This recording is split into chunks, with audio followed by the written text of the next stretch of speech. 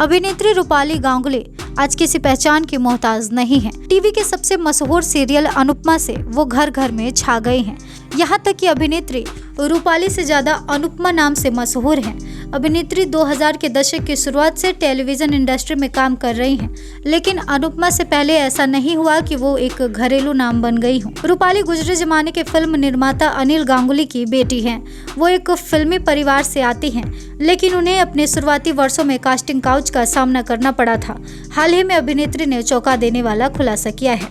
दरअसल हाल ही में एक इंटरव्यू में रूपाली से फिल्म और टेलीविजन अभिनेताओं के बीच भेदभाव के बारे में पूछा गया। साथ ही अभिनेत्री से ये भी पूछा गया कि उन्हें कभी इसका सामना करना पड़ा या नहीं।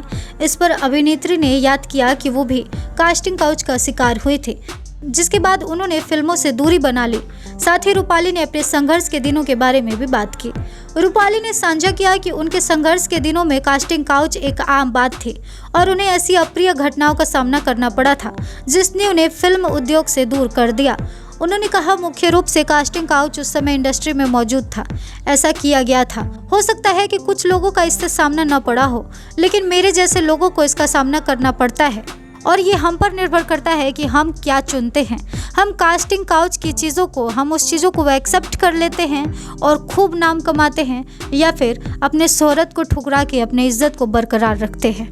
रूपाली गांगुली ने बताया कि जब उन्होंने टेलीविजन में काम करना शुरू किया तो उन्हें परिवार और दोस्तों ने असफल स्टार के रूप में देखा, क्योंकि वो एक फिल्मी परिवार से थी और टेलीविजन में काम कर रही थी, जिसे उस समय एक कम माध्यम के रूप में देखा जाता था।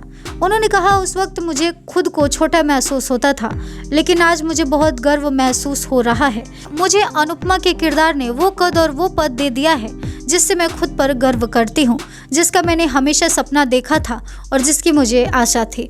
रूपाली को पहली बार 2000 के दशक की शुरुआत में प्रसिद्धि मिली जब वो मेडिकल ड्रामा संजीवनी में एक नकारात्मक भूमिका में दिखाई दी। इसके बाद साराभाई वर्सेस साराभाई में मोनिशा साराभाई के रूप में उनके काम को पॉप संस्कृति में भी जगह मिली थी। अनुपमा का प्रीमियर 2020 में हुआ था।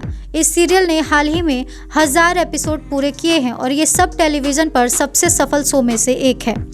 कहा जाता है कि अनुपमा टीआरपी में सबसे हाई रेट पर है और सबसे ज़्यादा कमाई करने वाले शो में से एक है। बहरहाल इस वीडियो में बस इतना ही।